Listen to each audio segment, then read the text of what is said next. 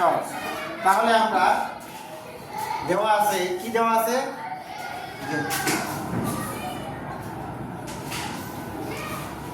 এখানে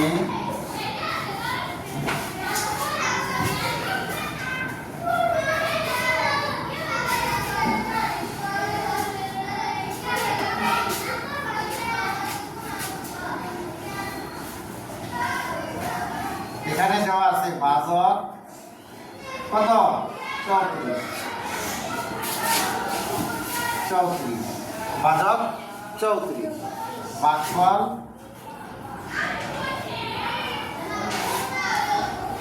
ভাগফল কত? 3। ভাগশেষ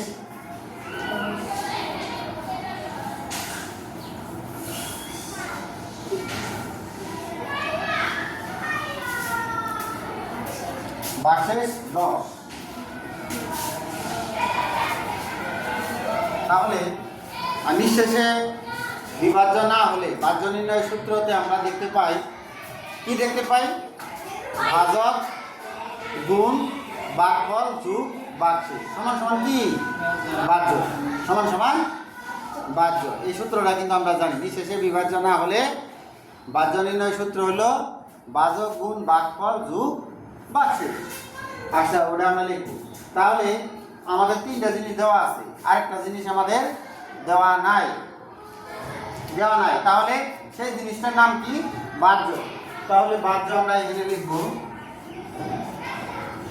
আসলে কি আছে আমাদের বাসায় কি আছে নাই? তাহলে তাহলে ভাজ্য কত হবে? নাই, এখানে ভাজ্য দেওয়া নাই। ভাজ্য দেওয়া নাই। তাহলে আমরা কি করতে পারি? আমরা জানি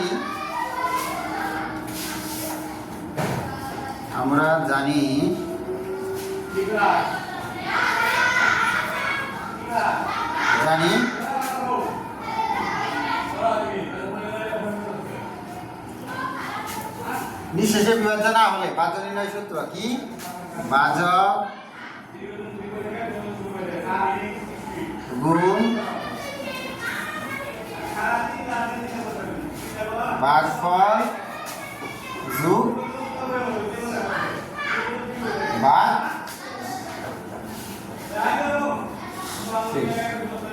কি লিখছি?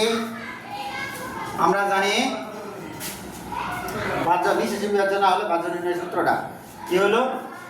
ভাজ্য সমান ভাজক গুণ ভাগফল যোগ ভাগশেষ। তাহলে এখানে আমার ভাজক কত দেওয়া আছে? 34।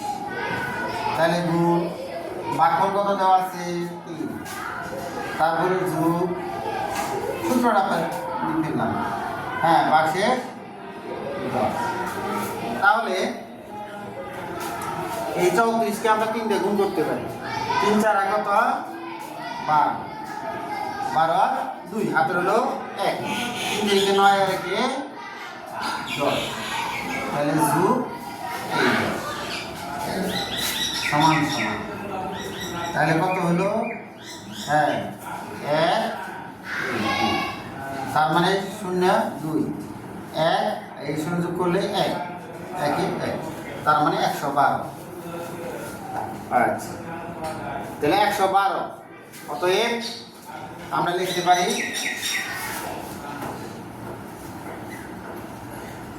নির্ণীয় সংখ্যাটি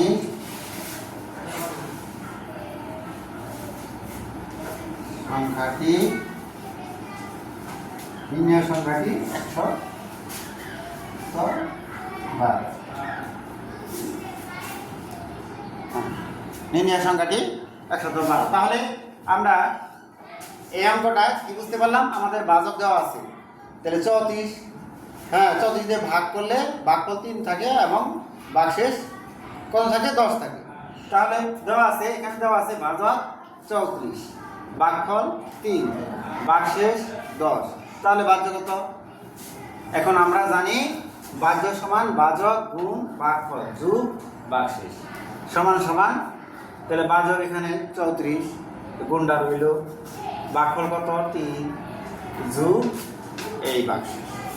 তাহলে আমরা এই 34কে 3 দিয়ে গুণ করলে 102 পাই, যোগ এ 10, তাহলে 102 আর এখন 10, 102 এর সাথে 10 যোগ করলে কত পাই? 112। অতএব নির্ণয় সংখ্যাটি 12। আশা করি এই এই গাণিতিক সমস্যাটি তোমরা অবশ্যই বুঝতে পারছো, তাই না? ধন্যবাদ তোমাদের সকলকে।